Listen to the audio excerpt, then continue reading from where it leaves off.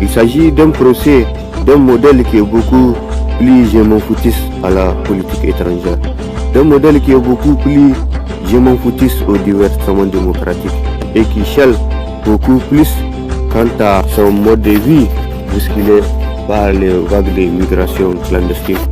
Ceux-là même qui ont été braqués par les porteurs du glaive de la démocratie nouvelle et révolutionnaire, des manœuvres dilatoires de la colonisation comme du néocolonialisme. Il s'agit d'un procès, d'un fossé qui a séparé l'ancien monde esclavagiste et le nouveau monde démocratique, d'un fossé qui a maquillé la colonisation à la civilisation, d'un fossé qui a maquillé la décolonisation au néocolonialisme, d'un fossé qui a maquillé la politique du mouton politique à la démocratie. Il s'agit aussi d'un procès, d'un complot qui a maquillé la tournée stratégique du général de Gaulle au silo des indépendances africaines. Il s'agit d'un procès du mouton politicard et dévoué au mode de vie européen. Des moutons merdés et prostitués au néocolonialisme français et européen.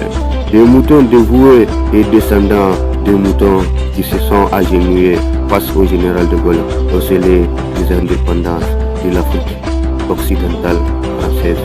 Il s'agit d'un procès d'une union à moitié couronnée de succès en Afrique, c'est-à-dire de l'Union africaine, à vocation divergente et qui mène tout droit au club des moutons que constituent l'UEMOA et la CEDEAO, qui mène tout droit au complexe colonial de l'Europe, qui mène tout droit à l'impérialisme infernal de l'Occident.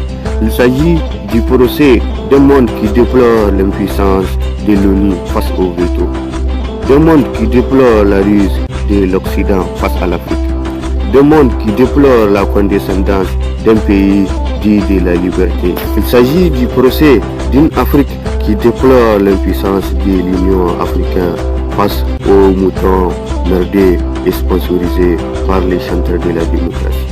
Il s'agit en effet d'un modèle d'une Afrique qui déplore un animal politique hors du commun, une coopération passionnante d'un mouton démocrate qui n'hésite pas à faire des vagues pour perpétuer la lignée des moutons déserteurs de l'Afrique.